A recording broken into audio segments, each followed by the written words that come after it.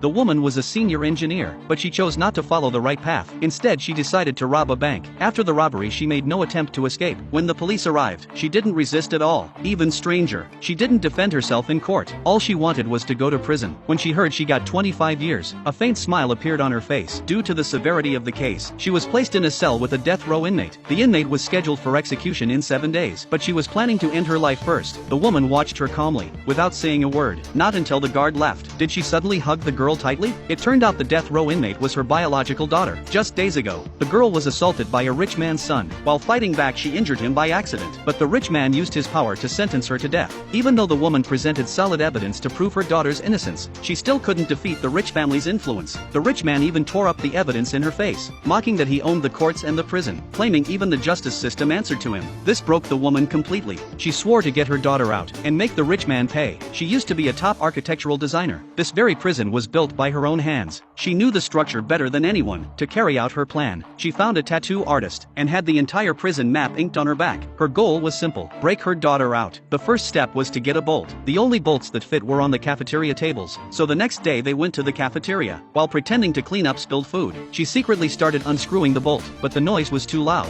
and caught a guard's attention. Just as they were about to get caught, the daughter quickly poured hot porridge on her arm, raising it and asking to go to the infirmary, but the guard coldly refused. Still, it bought enough time for the woman to finish removing the bolt, but as they were leaving, the metal detector suddenly went off. Several guns were aimed at her head. The scanner checked every inch of her body. The bolt was hidden in her sock. She then pulled out a metal chopstick from her hair, claiming her hair tie had loosened, so she used the chopstick to hold her bun. After inspection, the guards found nothing wrong and let her go. Back in the cell, she immediately began reshaping the bolt. Just then, the prison boss returned from solitary confinement. She was feared by everyone inside. Without her support, the escape plan wouldn't work, so the woman revealed her plan directly and asked for help. The boss mocked her for being naive and even threatened to report her, but the woman stayed calm because she had already investigated her. She knew if she could get her on board, the plan's chances would skyrocket. She mentioned the boss had a daughter who was also dying soon. This made the boss furious, thinking she was cursing her child, and she swore to kill the woman. Meanwhile, her husband came to visit, bringing along a young woman. 3 days later was their wedding. The boss lost control upon hearing that she had taken the blame for her husband and even handed over her company, but all she got in return was betrayal.